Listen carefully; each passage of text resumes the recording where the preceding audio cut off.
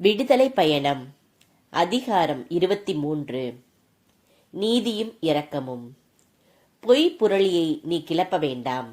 அநியாயமாய் பொய் சாட்சியாகி நீ தீயவருக்கு கை கொடுக்க வேண்டாம். கெடுமதி கொண்ட கும்பலை பின்பற்றாதே. வழக்கின் போது கும்பலை சார்ந்து கொண்டு நீதியை திரித்து சான்று சொல்ல வேண்டாம். எளியவரது வழக்கிலும் அவருக்கு எதிராக ஒருதலை சார்பாக நிற்காதே. உன் பகைவரின் வழி தவறி திரியும் மாடோ கழுதையோ உனக்கு எதிர்பட்டால் நீ அதனை உரியவரிடம் கொண்டு சேர்த்துவிடு. உன்னை வெறுக்கும் ஒருவரின் கழுதை சுமையினால் படுத்துவிட்டதை நீ கண்டால் அந்நிலையில் அவரை விட்டகலாதே. அதை தூக்கிவிட அவருக்கு உதவி செய். உன்னை சார்ந்துள்ள எளியவரின் வழக்கில் நீதியை திரித்து விடாதே. தவறான குற்றச்சாட்டுகளிலிருந்து விலகியிரு. குற்றமற்றவரையும் நேர்மையாளரையும் கொலை செய்ய வேண்டாம். ஏனெனில் தீயவரை நல்லவராக நான் தீர்ப்பிடவே மாட்டேன். கையூட்டு வாங்காதே. கையூட்டு பார்வையுடையவரையும் குருடாக்கும், நேர்மையாளரின் வழக்கையும் புரட்டிவிடும். அந்நியரை நீ ஒடுக்காதே. அந்நியரது உணர்வுகளை நீங்கள் அறிவீர்கள். ஏனெனில் எகிப்து நாட்டில் நீங்களும் அந்நியராக இருந்தீர்கள். ஓய்வு ஆண்டும் ஓய்வு நாளும்.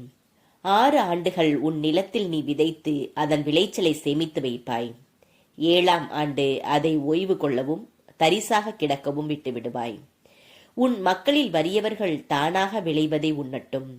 அவர்கள் விட்டு வைப்பதை வயல்வெளி உயிரினங்கள் உண்ணும். உன் திராட்சை தோட்டத்திற்கும் உன் ஒலிவ தோட்டத்திற்கும் இவ்வாறே செய்வாய். 6 நாள்கள் நீ உன் வேலையை செய்வாய். 7ஆம் நாளிலோ ஓய்ந்திருப்பாய். இதனால் உன் மாட்டுக்கும் உன் கழுதைக்கும் ஓய்வு கிடைக்கும். உன் அடிமை பெண்ணின் பிள்ளையும் அந்நியரும் இளைப்பார்வர். நான் உங்களுக்கு சொன்ன யாவற்றையும் கடைபிடியுங்கள். பிற தெய்வங்களின் பெயரை நீங்கள் உச்சரிக்க வேண்டாம். அது உங்கள் வாயில் ஒலிக்கவும் வேண்டாம். முப்பெரும் விழாக்கள். ஆண்டில் 3 முறை நீ எனக்கு விழா எடுப்பாய். புளிப்பற்ற அப்ப விழாவை நீ கொண்டாட வேண்டும். நான் உனக்கு கட்டளையிட்டபடி ஆபியு மாதத்தில் குறிப்பிட்ட காலத்தில் 7 நாள்கள் புளிப்பற்ற அப்பம் உண்பாய். ஏனெனில் அப்போது நீ எகிப்திலிருந்து வெளியேறினாய். எவரும் வெறுங்கையராய் என் திருமுன் வரவேண்டாம். வயலில் நீ விதைத்து உன் உழைப்பின் முதற்கனி பலன் கிட்டும்போது அறுவடை விழாவும் ஆண்டு தொடக்கத்தில் வயலில் இருந்து உன் உழைப்பின் பயனை ஒன்று சேர்க்கையில் சேகரிப்பு விழாவும் எடுக்க வேண்டும். ஆண்டில் 3 முறை உன் ஆண்மகவு ஒவ்வொன்றும் தலைவராகிய ஆண்டவர் திருமுன் வரவேண்டும். எனக்கு செலுத்தும் பலியின் இரத்தத்தை புளித்த மாவுடன் படைக்காதே. என் விழாவில் உள்ள கொழுப்பு காலை வரைக்கும் இருக்கக்கூடாது. உன் நிலத்தின் முதற்கனிகளில் முதன்மையானவற்றை உன் கடவுளாகிய ஆண்டவரின் இல்லத்திற்கு கொண்டு செல்வாய். குட்டியை அதன் தாய்ப்பாலில் சமைக்காதே. வாக்குறுதிகள், அறிவுரைகள். வழியில் உன்னை பாதுகாக்கவும் நான் ஏற்பாடு செய்துள்ள இடத்தில் உன்னை கொண்டு சேர்க்கவும் இதோ நான் உனக்கு முன் ஒரு தூதரை அனுப்புகிறேன். அவர் முன் எச்சரிக்கையாயிரு. அவர் சொற்கேட்டு நட. அவரை எதிர்ப்பவனாயிராதே. உன் குற்றங்களை அவர் பொறுத்து கொள்ளார். ஏனெனில் என் பெயர் அவரில் உள்ளது.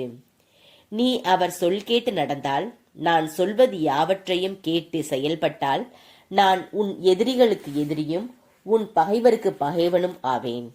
ஏனெனில் என் தூதர் உனக்கு முன் சென்று உன்னையே எமோரியர், இத்தியர், பெரிசியர், கானனியர், இவ்வியர், எபூசியர் இவர்களிடம் கொண்டு போய் சேர்க்கும்போது நான் அவர்களை அழித்தொழிப்பேன்.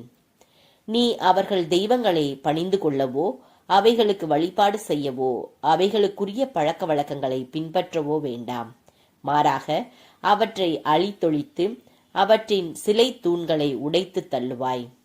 நீ உன் கடவுளாகிய ஆண்டவரை வழிபட வேண்டும். அவர் உன் உணவு, தண்ணீர் இவற்றின் மேல் ஆசி வழங்குவார். அவர் உன் நடுவினின்று நோயை அகற்றி விடுவார். குறைகால பிள்ளைப்பேறு மலடும் உன் நாட்டில் இரா. உன் வாழ்நாள்களின் எண்ணிக்கையை நான் நிறைவு செய்வேன். என் பேரச்சத்தை உனக்கு முன்னர் அனுப்பி உன்னை எதிர்ப்படும் எல்லா மக்களையும் நான் கதிகலங்கச் செய்வேன். உன் பகைவர் அனைவரும் உனக்கு புறம் காட்ட செய்வேன். உனக்கு முன் நான் குளவிகளை அனுப்புவேன். இவை இவ்வியரையும் கானனியரையும் இத்தியரையும் உனக்கு முன்னின்று துரத்திவிடும். ஆயினும் ஒரே ஆண்டில் உனக்கு முன்னின்று நான் அவர்களை துரத்திவிட மாட்டேன். துரத்தினால் நிலம் தரிசாகிவிடும். உன்னிலும் மிகுதியாக வயல்வெளி விலங்குகள் பழுகி பெருகிவிடும்.